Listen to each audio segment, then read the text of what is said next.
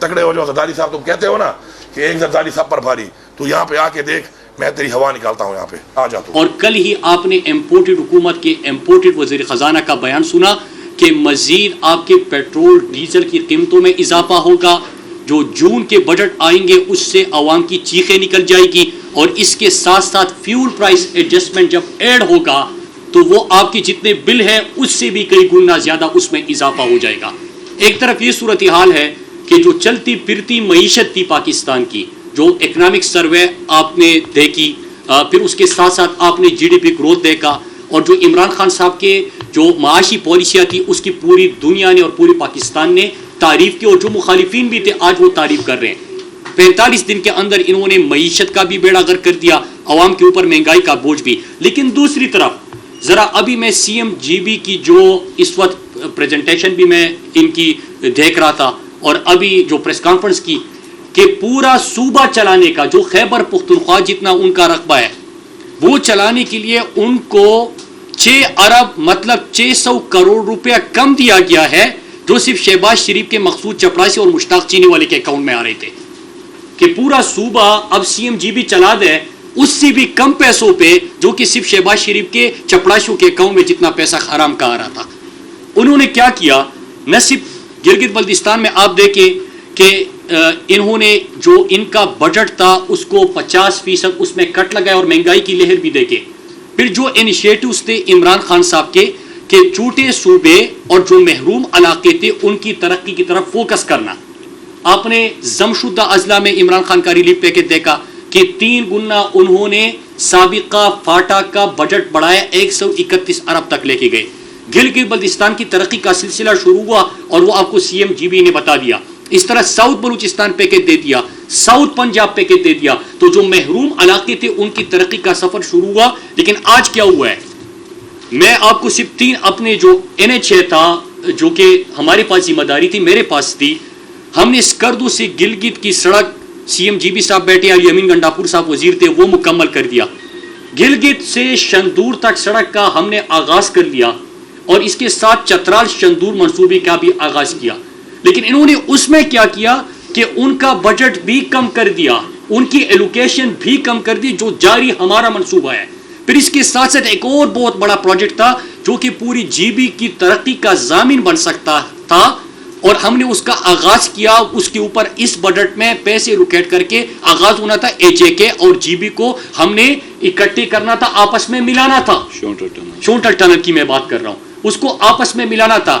اس کے ساتھ ساتھ آپ کو یاد ہوگا کہ 7-8 مہینے تقریباً ہمارا جی بی جو ہے ان کے ساتھ رابطہ منقطع ہو جاتا ہے، سڑک بند ہو جاتی ہے۔ بابو سر ٹاپ کی میں بات کر رہا ہوں، بابو سر ٹاپ کی بھی ہم نے فیزیبلٹی شروع کر دی، اور آپ کو پتہ ہے کہ اس بجٹ میں کتنا پیسہ رکھا گیا ہے؟ 90 ملین انہوں نے پیسہ رکھا ہوا ہے۔ تو یہ جو جاری ترقی کا سفر تھا اس کو بھی یہ اس طرف لے کے جا رہے ہیں۔ اور میں آپ کو یہ بتانا چاہوں کہ ہم سی پیک ترقی کا ضامن ہے پاکستان کا، لیکن سی پیک کا دروازہ گلگت بلتستان ہے۔ تو جو گلگت بلتستان کو آپ نے محروم رکھا تھا، اگر ترقی کا سفر شروع ہوا تو آپ یہ اس قسم کی ترقی بھی روک رہے ہیں، بلکہ ان کو مقصود چپڑاسی اور مشتاق چینی والے سے بھی کم پیسے دے رہے ہیں کہ اس پہ پورا صوبہ چلا دو۔ تو آپ ان لوگوں کے ساتھ کیا کر رہے ہو؟ اس طرح ضم شدہ اضلاع کا میں بتانا چاہوں کہ یہ کر کیا رہے ہیں، اور میں آپ کو سمجھاؤں گا کہ یہ کیوں کر رہے ہیں۔ انہوں نے ہمارے سابقہ ضم شدہ اضلاع کا بجٹ بھی جو کہ ہم 3 گنا بڑھا کے 131 ارب تک لے کے گئے، اس میں بھی کٹوتی کر دی، ان کے ساتھ بھی ظلم کر دیا۔ اس طرح آپ باقی صوبوں پہ بھی دیکھ رہے ہیں، خیبر پختونخوا پہ انہوں نے گندم بند کر دیا، گندم اور آٹا جو ہے وہاں پہ لوگوں کے لیے بحران پیدا کرنے کی طرف گئے۔ اسی طرح گلگت بلتستان میں بھی یہ کر دیا۔ تو یہ کیوں کر رہے ہیں؟ میں آپ کو ایک چیز بتاتا ہوں، آپ کو یاد ہوگا کہ جب یہ PDM بنی تھی ڈکیت موومنٹ، تو ان کے سٹیٹ سے نعرے کیا لگے تھے، اور مودی کی سوچ کیا تھی، اور مودی کے نیشنل سیکیورٹی ایڈوائزر نے کیا کہا تھا؟ بڑی خطرناک بات کی تھی پاکستان کی تقسیم کی، پاکستان کو مختلف حصوں میں تقسیم کی، اور وہ سازش ہم نے کہاں پہ دیکھی؟ جب PDM بنتا ہے تو آزاد بلوچستان کا نعرہ لگتا ہے بلوچستان میں، لر اور بر کا نعرہ لگتا ہے خیبر پختونخوا میں، جاگ پنجاب جاگ کا نعرہ لگتا ہے لاہور میں، اور اردو زبان والوں کو اور سندھو دیش کا نعرہ لگاتا ہے کہاں پہ؟ سندھ میں۔ ان کے سٹیٹ سے یہ نعرے لگتے ہیں، اور جب یہ حکومت میں آتے ہیں، اور کس طرح حکومت میں آتے ہیں؟ امریکی سازش کے تحت، پاکستان دشمن قوتوں کے سازش کے تحت یہ حکومت میں آتے ہیں۔ یہاں پہ ایک منڈی لگتی ہے، اور جعلی اور ناجائز حکومت بناتے ہیں تو تب سے کیا کر رہے ہیں کہ ان چھوٹے صوبوں کے ساتھ جو آپ کی ترقی اور خوشحالی ہم نے ان کو دینی تھی، ایک سلسلہ شروع کیا تھا مودی کی سوچ کو، مودی کے ویژن کو، اور جو مودی کا جو گریٹر گیم پلان تھا اور ان کے national security advisor Ajit Doval نے جس کا اظہار کیا تھا، اس کو ناکام بنانے کے لیے ہم نے ان لوگوں کی ترقی کرنی تھی۔